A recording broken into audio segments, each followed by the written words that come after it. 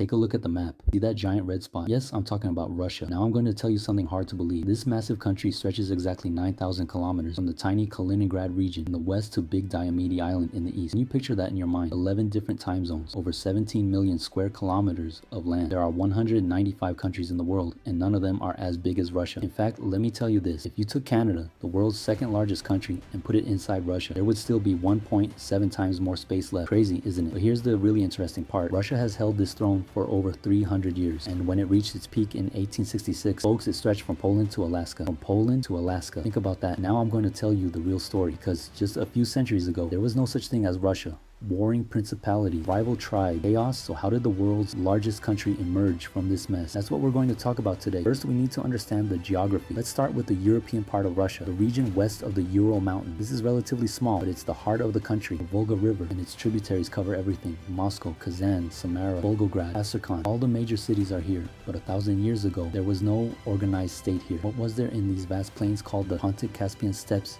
Tribe. Lots of different tribes. In ancient Greek times, there were the Sumerians, for example. Then came the Sarmatians, the Hun, the Goths. Remember these Goths? They'll later go and destroy the Roman Empire, but that's a topic for another video. Here's the interesting part. The first realist unity in the region began to emerge in the 9th and 10th centuries. And do you know who made that happen? The Vikings. Yes, you heard right, the Vikings. Most of us think of Vikings as northern warriors who plundered England and France. The truth is, Eastern Europe was where the Vikings were most active. They crossed the Baltic Sea, entered great rivers like the Volga, Don, and Dnieper, sailing downstream to reach the Black Sea and Caspian Sea. From there, they launched attacks on the Byzantine Empire and Arab Caliphate. But over time, something changed. These nomadic Vikings began to settle down. They founded cities on the riverbank: Kiev, Novgorod, Daria, Ladoga. They governed them as small independent city-states. These settled Viking leaders were called Rus. Over time, they mixed with the local Slavic population and assimilated, and then they started expanding their territory. In the late 9th century, the Kievan Rus state emerged. In the 12th century, the Novgorod Republic. By the 13th century, there were numerous principalities and republics around the rivers and lakes of western Russia: Novgorod, Pskov, Vladimir Suzdal, the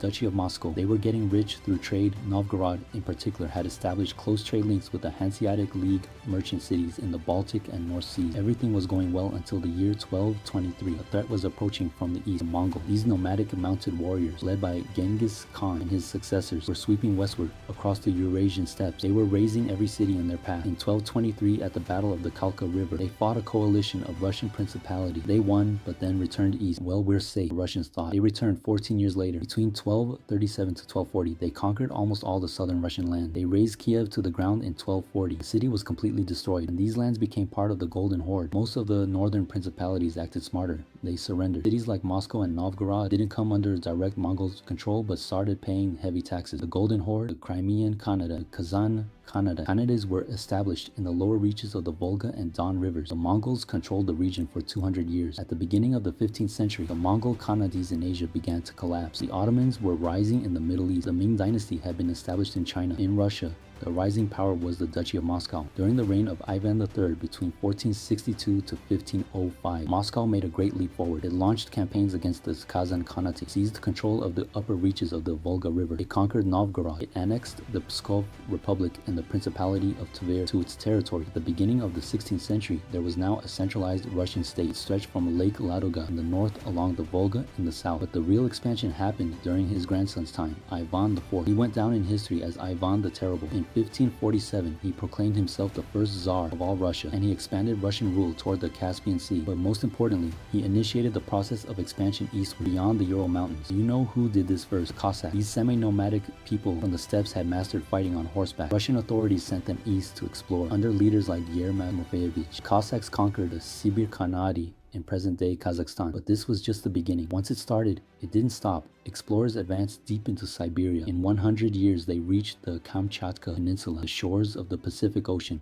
Incredible, isn't it? From Moscow to the Pacific in 100 years, small colonies were established throughout the region in the 17th and 18th centuries. They even went further, beyond the Pacific. In 1733, Vitus Bering, a Danish captain and cartographer, was commissioned by the Russian Navy on an exploration mission to explore the sea and strait, the Bering Strait, which still bears his name today. This exploration ultimately cost bearing his life. But in 1741, he discovered the islands and coasts of Alaska. It was like a gold mine for fur traders and adventurers. Russia officially annexed Alaska to its territory. While this expansion was happening in the east, Russia's real goal was something else. In the 17th century, Russia's first priority was to establish closer ties with Europe, to expand westward, and most importantly, to secure access to a warm water port in the Baltic Sea. At that time, Finland and most of what is now northwestern Russia were under the control of the Kingdom of Sweden. Sweden also controlled some parts of the Baltic states. Therefore, Russia conducted most of its trade with Europe through the port of Arkhangelsk. But here's the problem. Arkhangelsk is inside the Arctic Circle. It freezes in winter and becomes unusable. That's why Russia engaged in a long war against Sweden. In the Great Northern War, which lasted from 1700 to 1721, Tsar Peter, who went down in history as Peter the Great, defeated the Swedes. He seized the territories around the Gulf of Finland, present-day Estonia and Latvia, and then he began building a brand new capital on the shores of the Baltic Sea. He modestly named it after himself, St. Petersburg. But Peter the Great's importance wasn't just this. In 1697 to 1698, he made a long tour of Western Europe to learn about scientific and technological development. When he returned, he imitated what he saw. He modernized Russia, transforming it into one of the continent's great powers. When his reign ended in 1725, Russia was no longer a backward, poor nation. It had become an international great power. In the late 18th century, another powerful leader came, Catherine the Great. She ruled from 1762 to 1796 and wanted Russian power to be felt in the south, around the Black Sea. To that end, she declared war on the Ottoman Empire in 1768. By 1774, Russia had seized the cities of Azov and Kerch. In the following years, it took more and more land from the Turks bit by bit. It marched troops into the Caucasus, entered the northeastern parts of the Balkans, seized the Crimean Peninsula. Other territories were also gained during Catherine's reign.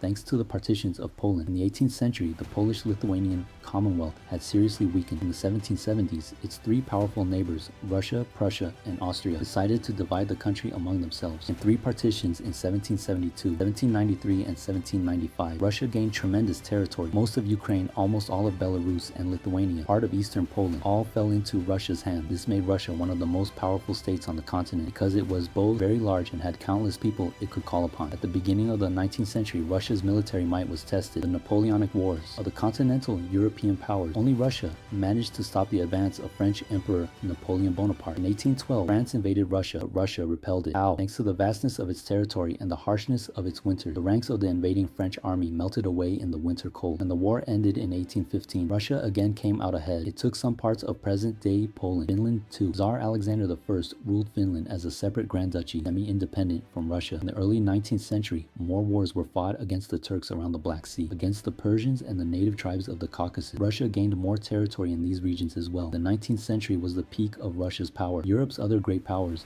especially Britain, really started to worry. Russia's continued expansion could threaten their own colonial interests. In the Far East, Russia gained territorial concessions from China in 1861. It founded Vladivostok, the country's only ice-free port on the Pacific coast. This was very important strategically because in 1867, Russia sold its colonial territories in North America, Alaska, to the United States for $7.2 million in the currency of the time, about $151 million in today's money. To compensate for the loss of Alaska, Russia turned toward Central Asia, but this worried the British even more because Russia was approaching British India in India and Pakistan. This diplomatic and military competition was called Great Game. Both sides struggled for control and influence over Afghanistan and Persia, the buffer states between the two empires. Russia's plans generally failed, but it did manage to seize the Khanate of Khiva and the Emirate of Bukhara, present-day Kazakhstan, Uzbekistan, Tajikistan, Turkmenistan, and Kyrgyzstan. Neither the British nor the Russians could directly control Afghanistan, despite decades of military effort. In the Mediterranean, the dramatic collapse of the Ottoman Empire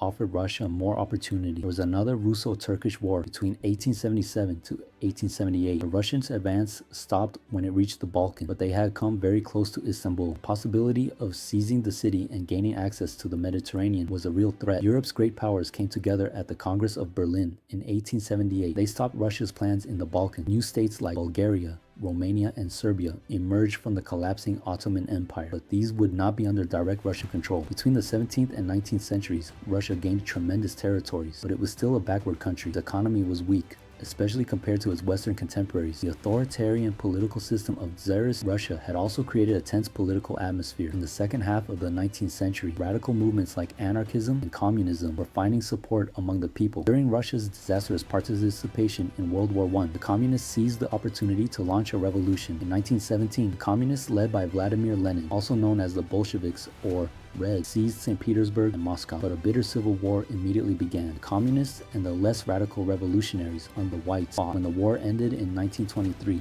the Union of Soviet Socialist Republics, the USSR, emerged. The communists had managed to retain control of the vast majority of the Russian Empire, but Poland, Finland, and the Baltic states declared independence and re-established their own nation-state. The very survival of the USSR was quickly questioned with the outbreak of World War II in 1939. The six-year conflict proved extremely costly for the Soviets, but when German forces began withdrawing from the Eastern Front in 1943, the Soviets advanced in their wake across Eastern Europe. After the war, the USSR was able to annex virtually the entire region. The Baltic states were directly amalgamated as Soviet republics. Communist puppet states were established in countries like Poland, East Germany, Czechoslovakia, and Hungary. The post-war period didn't see any further territorial expansion, but the emerging Cold War made Russian influence felt worldwide. They supported communist regimes in countries like North Korea, North Vietnam, Cuba, Afghanistan, and many others. Communist propaganda claimed the USSR was a prosperous socialist republic, but by the 1970s and 1980s, the USSR had fallen far behind the United States and other Western powers. It couldn't innovate technologically, couldn't develop its economy. Mikhail Gorbachev,